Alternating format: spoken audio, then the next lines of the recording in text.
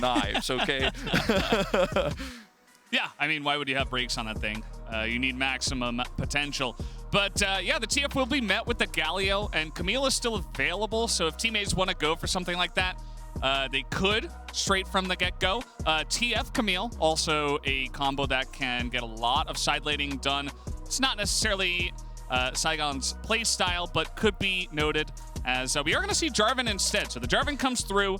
No look at the Camille just yet. A lot of kill pressure potentially in that mid lane too with the Galio Jarvan here. Yeah. Galio could be a flex pick, but very likely will be played by Alone there in the mid lane. It's still an insane combo, by the way. Yeah. You know, I was talking a lot about Camille, but you know, it's still Jarvan Galio, right? You get someone and they can't escape, and then you come right over the top. It's almost, I mean, it's almost exactly the same style. Now, I do like this Kindred response here to come through. And maybe a little bit of a PTSD for Aze, seeing that pick come through as well, you know, after what happened earlier on. They'll take the Camille themselves here.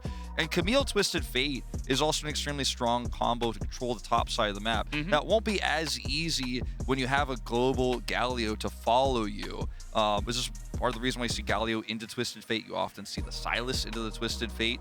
But the Camille is basically saying Saigon Buffalo are ready to double down on this idea and almost outdo Aze at the Galio Jarvan style. It's pretty interesting because we've seen even some of the tippy top teams at the LCK, you know, which is the region that you and I cast, Wolf.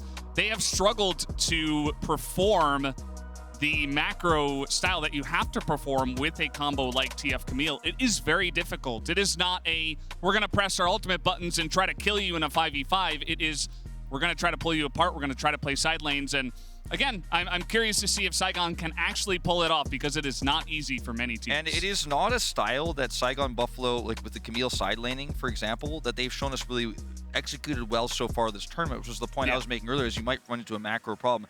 Now, I personally really disagree with this Gnar pick here at this stage of the draft because you've now put a champion into this Camille that can easily be blown up by the Camille Twisted Phase. A champion that's easily gankable, is based on his Gnar bar, is going to have timings he has to find for the Galio to actually allow him to make impactful ganks. So you're basically playing the game on hard mode with this one. Very much so. I think they're going to have to pivot to a more team fight focused draft here in the later stages. Well, we see no 80 carries picked and already a bunch banned on both sides. So no Xayah, no Ezreal, which are very safe picks. And then on the other side, no Kalista Tristana.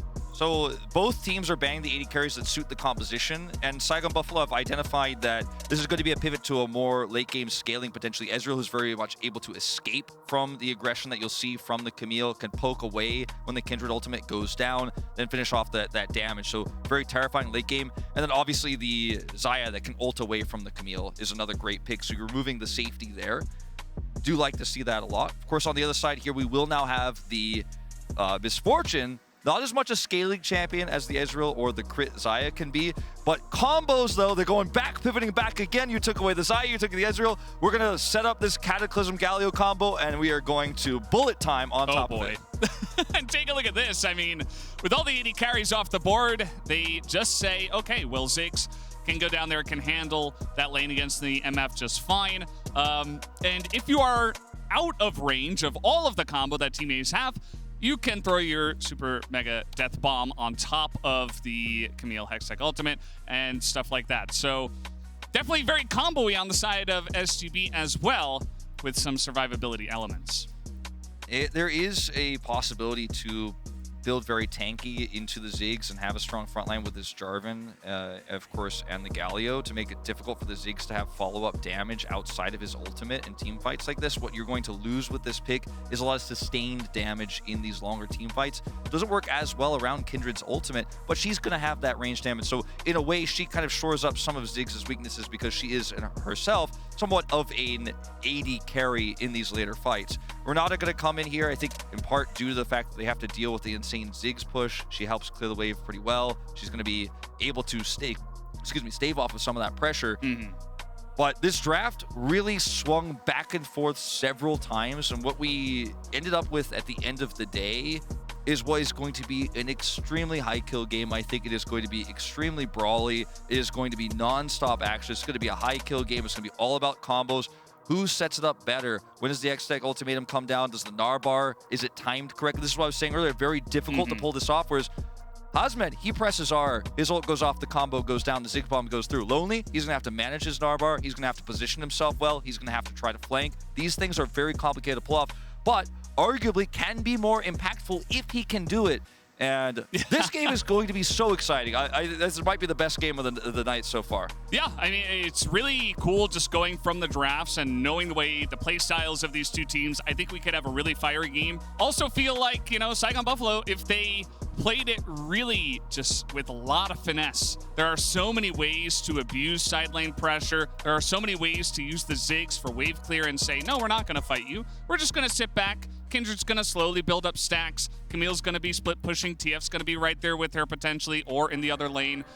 Just a lot of ways to really take over the map in that way. Whereas Team Aze definitely, you know, 5-man fights, they might just destroy you. You know, even the Renata Berserk, you have the Camille running into you, have the Kindred in front of you, the Leona, a lot of targets for Straight to be very annoying with that Renata Glasc against. And yeah, this is going to be just an awesome game. You can tell from the drafts. The Renata Glasc ultimate as well, layered on top of all this, is just, it's pretty brutal. As Atlas would put it, there's a lot of circles here. There's a lot of wombo combo setups. Yes. It is going to be a game of AoE, CCs, and follow-up damages. Like, between the bullet time from 5Kid, Shogun's ultimate as well. Like, the sparks are going to fly when we hit those mid-game fights. Yeah. But obviously, for the time being, of course, you know, we are seeing a ward placed here so they can track Dimitri's pathing. And by the way, guys, we do have our featured matchup, Mercedes matchup here. We do have T1 up against Detonation Focus Me in the next matchup. So presented by Mercedes-Benz, Zeus rather versus Evie. Definitely do not want to miss this. It is going to be a sick top lane matchup and just a great game in general. Yeah, you know, I'm not going to talk about it too much because we're going to cast it later, but I am very excited to see if Zeus doesn't get to go up against his Urgot there in the top lane. Really exciting to watch. Might be banned away. We'll get to that later. Froggy, mentioned it before, really likes Twisted Fate, very proficient on the champion. And, you know, in this early laning phase, can put off some harass, can be very annoying into the Galios. Taki's going in and going out. I had to do the color caster thing where I'm like, in case, just in case, Valdes, I'm giving you the keys to the microphone here. We've seen this happen before. Now, look at this pathing from Dimitry. He went from red to bot. Okay? He is ready to party, okay? Level 2. Calling out to all you party people out there. He is getting in. As Dimitry, level 2, they have been fully baited here. Level 2 is hit by the bottom lane of Saigon, but it does not matter as trying to hand that kill over. But no, it is just going to be Dimitry who does pick it up with the cheese gank. It does work. Yeah, no, they don't give the kill over to 5Kid, unfortunately, but because he's Ziggs, will be able to teleport straight back to the lane. It's still picking up a kill for Dimitry. It's going to make his follow-up ganks a lot more powerful. But this is the kind of move that makes me feel Aze have a really good understanding of their opponents. They prepare well for games like this and have set plays that have been extremely successful in the 2v2s. Taki once again. It's a lot of damage that does go into 5Kid, but unfortunately the satchel knocked 5Kid away. Yeah. So not really going to end up doing much. Now they do see BeanJ coming in here, but of course there's not really much that Alone and Dimitry can do to stop this. I think that this is what you trade off with. If you do go for this cheese gank, you have to give up some of your jungle. Dimitry will fall behind in some of the farm.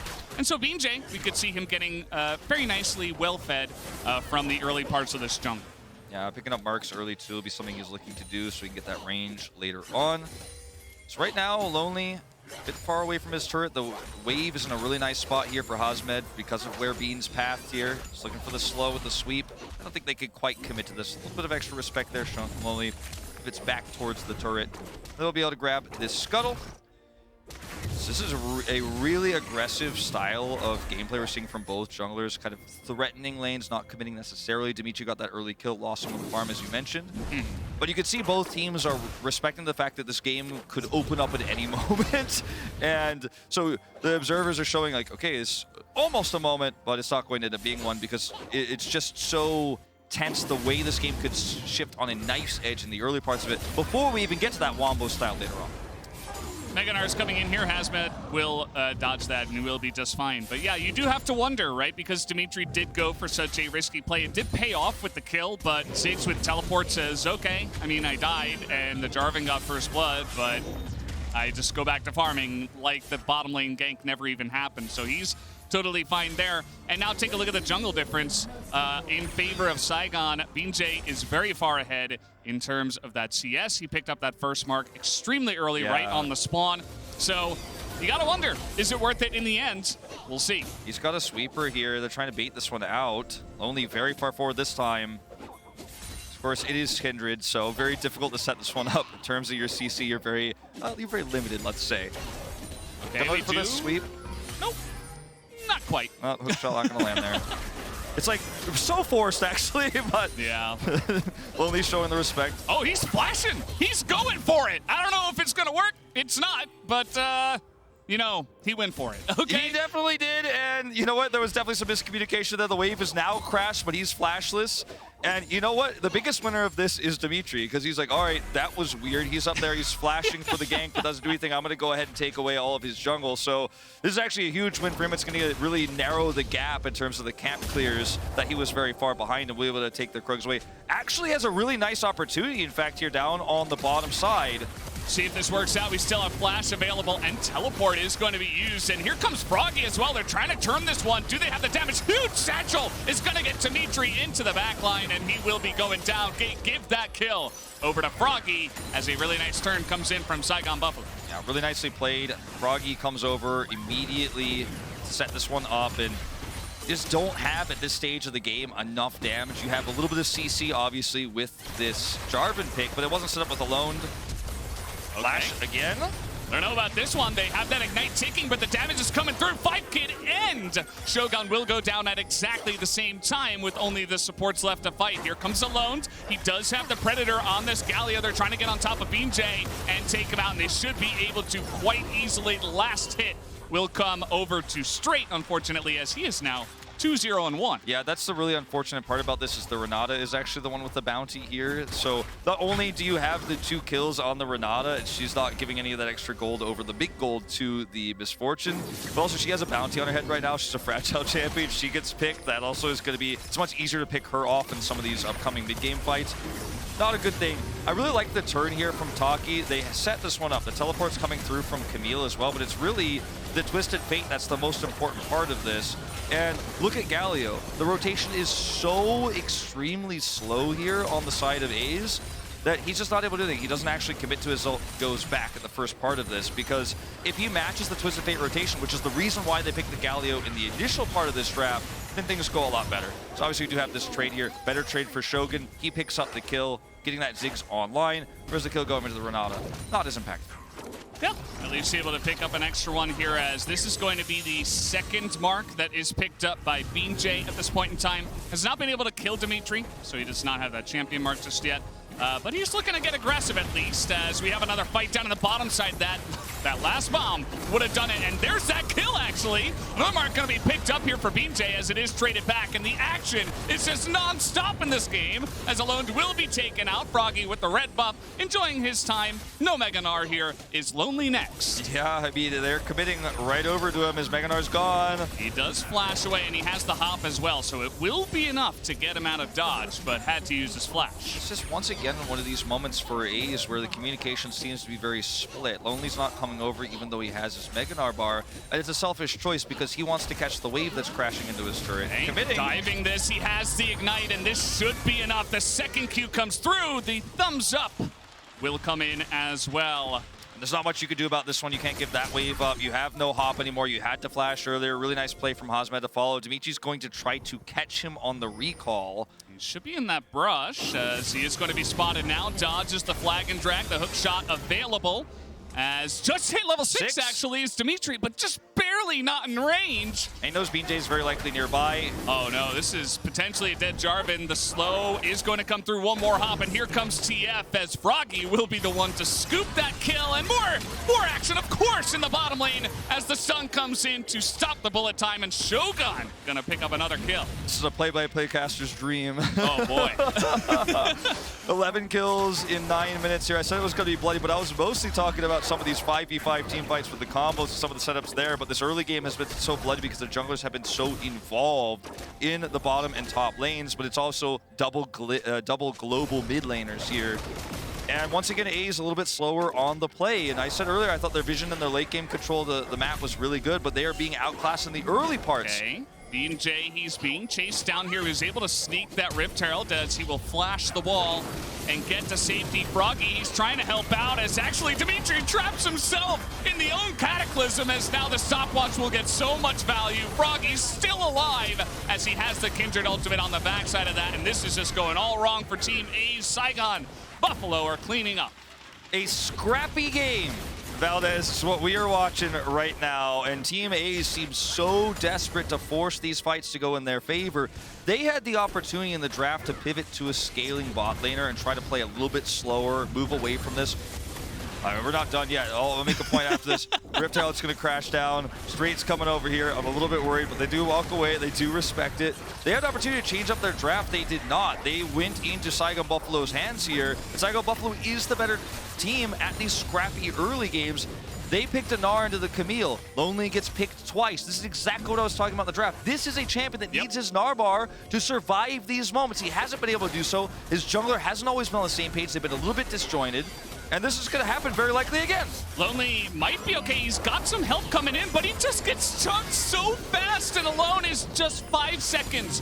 5 seconds away from that ultimate to potentially save him as Dimitry going to miss the Flagon Dragon now. Again, 0-3 on the Gnar, not able to side lane against this amount of pressure from the side of Saigon. There's a term, a colloquial term we use in the LCK for this. We call it the orange buff. When the jungler comes up on spawn rotation and picks up the orange buff, and we will have the Everfrost, of course, picked up here, the Master Card Mythic for Froggy. But Camille Twisted Fate is the duo that you and I actually coined the term orange buff for against Gnar because it's just so easy to pull this off, and that's why I really didn't like the pick in that game. And then you also went into this Galio with the misfortune in the game like this, and so you've not gone towards late game team fighting with a Gnar type front to back team fight style. And I mean, this draft was a little bit all over the place. Didn't know how well Saigon Buffalo was going to be able to punish it, but with the lack of coordination that Aze is showing in this early game, I mean, this game is almost over because we're talking about late game Ziggs, we're talking about Camille side laning. Remember when I said, like, Saigon have so much room to play with so much finesse and, you know, come out here and play side lanes? They were like playing a concerto on the violin. They took their violin and just began smashing the audience with it over their heads, quite literally, because they don't need to play with finesse. They just actually smack them down in the early game. And now they have a 5,000 gold lead at 12 minutes. They're using that Ziggs and his turret taking power so well. They're able to take down the mid turret at 11 minutes. There's 2 plates that are already down in the top side. And if they group up, it looks like they want to fight over this Hextech Drake. They don't even necessarily need to. They could probably just go top and take another turret if they wanted to. But it looks like they will prioritize the Drake instead. Well, unfortunately for Aze, they just don't have the power at this stage to actually fight for this. I mean, it's a lethality misfortune into a team that has full choke point control. This is a Ziggs comp. He could put a satchel charge down, he could put his bombs down there. You can't walk into that. Galio's not going to be eating all that damage. You could then take the Drake, go grab your mark on your way up as your Bean, get your 3rd one of the game, and look for a gank topside. They're baiting the sun out. Yeah, I mean, who's baiting who, right? Because now Hasmed is up 2 levels and he still has Ignite as, oh boy. This is a hell game! Not a very fun game for the orange buff, we could say, in this one. As this is what I was talking about. They get the Drake, and now they'll just go top and take it. Yep, they're going to do the Drake, go top and take it. Everyone's going to be pushed back. They're winning bottom side here. And Galio is going to get the taunt off, but he doesn't win that one. It's another turret. And so 10 plates now gone and taken by Saigon Buffalo as they actually got another one on the bottom side, too, so they make that 11. As Froggy just going to throw up the Saigon Buffalo emote and get out of there. No harm, no foul. 3-0 and 3 on the Twisted Fate, who's got 7 Dark Seal stacks. That's not something you see every day, but you know, when you're this far ahead, you're this dominant, you're picking it up early, you're in a fantastic spot. His acceleration to the rapid fire cannon is so quick that not even Misfortune is safe. The Gnar is going to be vulnerable in these moments in 5v5 fights that Aze, frankly, are not taking. They're still trying to look for these scrappy fights around turret. They're trying to punish these movements around the map. But because they're so far behind at this point, there are very little opportunities. And when you have champions like Ziggs, like Camille, that could sit in a side lane and make your life hell so easily when they're ahead like this, it's just hard to play the game. Not like this. Not like this. Okay, I mean, he gets a nice little Gnar ult and actually will be able to flash away, so will not be like this, as everybody on Team Aze is here. Everybody is looking to take the fight. The Berserk comes out and nobody gets caught by it. The re-engage comes in from the side of Saigon and a massive bomb over the top, as now we do have a little bit of trouble there for the side of Hasmed, but he is the only one that was in trouble, and the rest of them will just be slaughtered underneath just everybody and all the gold. All right, so Valdes, you remember I made a statement on our side. I think I would argue Aze is the better macro team. We didn't go to a game where, I'm talking about late game macro, of course, vision control. We didn't go to a game where we got to see that. But I'm going to have to take that one back, unfortunately, this game.